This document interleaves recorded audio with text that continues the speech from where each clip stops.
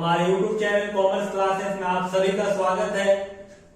हम लोग पिछला वीडियो में अकाउंटेंसी का ऑब्जेक्टिव क्वेश्चन जो कि 40 मार्क्स का किए थे, आज रिटर्न एग्जाम जो होगा उसका 40 मार्क्स का आज हम लोग क्वेश्चन सॉल्व करेंगे। तो जो जैक बोर्ड के द्वारा मॉडल क्वेश्चन सेट निकाला गया है, क्वेश्चन सेट 1 का ही रिटर्न एग्जाम का आज हम लोग क्वेश्चन सॉल्व करेंगे। तो रिटर्न एग्जाम का क्वेश्चन जो 3 सेक्शन में बांटा गया है, सेक्शन ए में 1 से 7 तक है जो कि आपको 5 क्वेश्चन का जवाब देना है।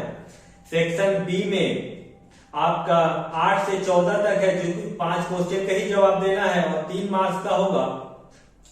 और सेक्शन सी में 15 से 19 नंबर तक क्वेश्चन दिया गया है जो कि 3 क्वेश्चन का आंसर देना है जो कि आपका 5 नंबर करके है। तो चलिए सबसे पहले हम लोग सेक्शन ए को देखते हैं। सेक्शन ए में कौन सा क्वेश्चन दिया गया है।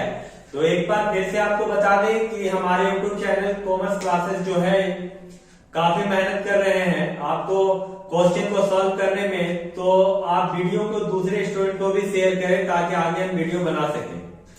तो चलिए स्टार्ट करते हैं। पहला क्वेश्चन है चंदा क्या है, यानी व्हाट इज सब्सक्रिप्शन। सब्सक्रिप्शन का मतलब चंदा होता है और चंदा जो है किसी भी संस्था का जो सदस्य के द्वारा साल के अंत में चुकाया जाता है उसे हम लोग चंदा कहते हैं, यानी अभिदान भी कहते हैं, जिसको हम लोग इंग्लिश में सब्सक्रिप्शन बोलते हैं। तो फिर से एक बार बता दें आपको कि चंदा उसे कहा जाता है जो किसी भी संस्था के सदस्य के द्वारा साल के अंत में सालाना फी जो दिया जाता है उसको हम लोग सब्सक्रिप्शन कहते हैं।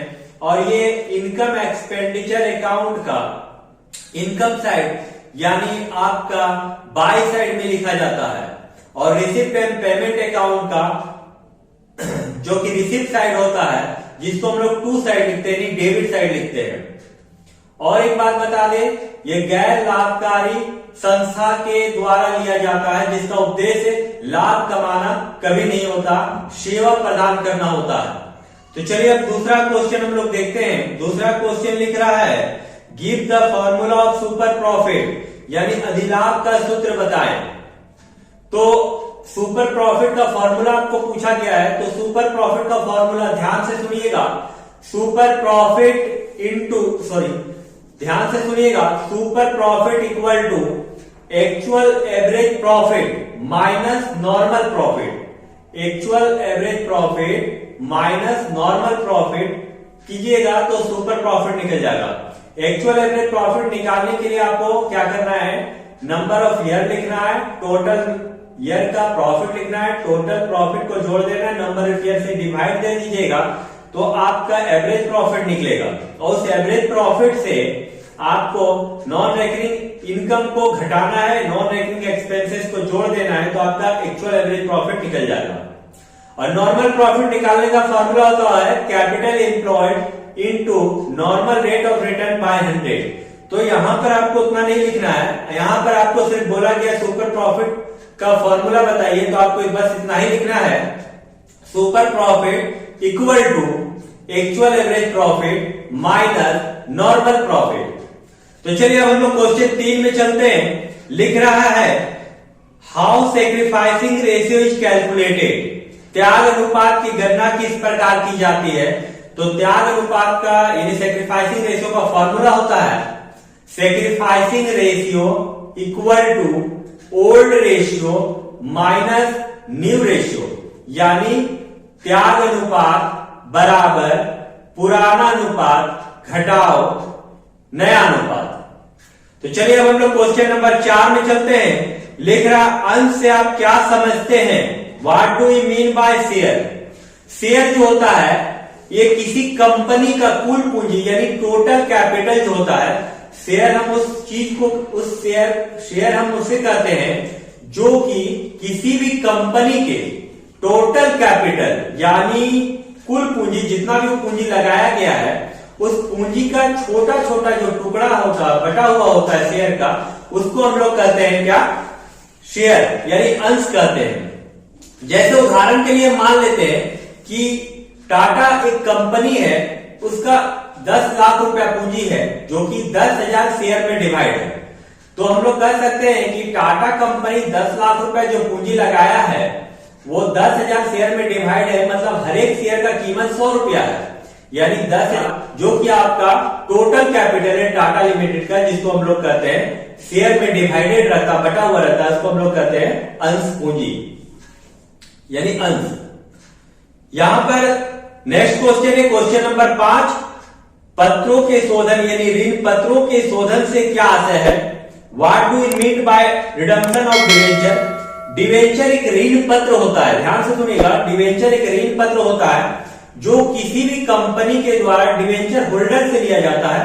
एक प्रोस्पेक्टस यानी एक ऋण पत्र का कागज दिया जाता है, उसमें टर्म एंड कंडीशन लिखा हुआ रहता है कि आपसे कंपनी एक ऋण के रूप में पैसा लिया है और इस पर कितना प्रतिशत आपको कंपनी ब्याज चुकाएगा और कितना समय के बाद चुकाएगा।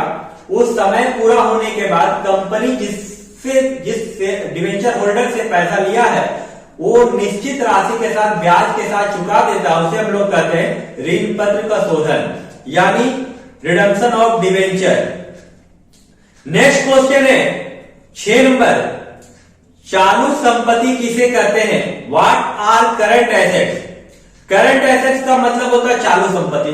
चालू संपत्ति उसे कहा जाता है जो एक कंपनी के द्वारा बेचने के उद्देश्य से किसी भी संपत्ति को हम लोग खरीदते हैं तो उसको हम लोग कहते हैं चालू संपत्ति।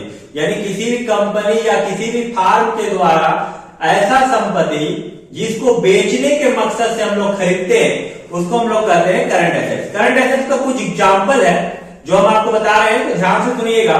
सबसे पहले करंट एसेट्स का एग्जांपल होता है stock, debtors, bills receivable, cash in hand, cash at bank, prepaid expenses, accrued income, advance payment, bills receivable, trade receivable, stock, ये सब आपका सारा करंट एसेट्स के उदाहरण है। तो अब हम लोग नेक्स्ट क्वेश्चन में चलते हैं। रोकड़ प्रवाह विवरण का अर्थ बताएं, यानी give the meaning of cash flow statement.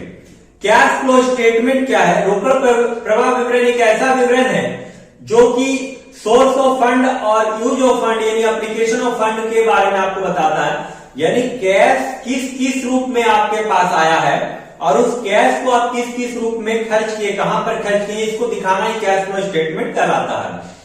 यानी सोर्स ऑफ फंड में यानी पैसा आपके पास किस आधार पे आया है उसको हम लोग सोर्स ऑफ फंड के अंदर रखते हैं और ये जो फंड यानी एप्लीकेशन ऑफ फंड वहां पर रखते हैं कि आप उस पैसा को कहां कहां खर्च किए हैं, उसी को हम लोग क्या कहते हैं कैश फ्लो स्टेटमेंट यानी रोकड़ प्रवाह विवरण। तो हम लोग आज अकाउंट्स का जो रिटर्न एग्जाम होगा उसका सेक्शन ए का 1 से 7 नंबर तक क्वेश्चन किए हैं।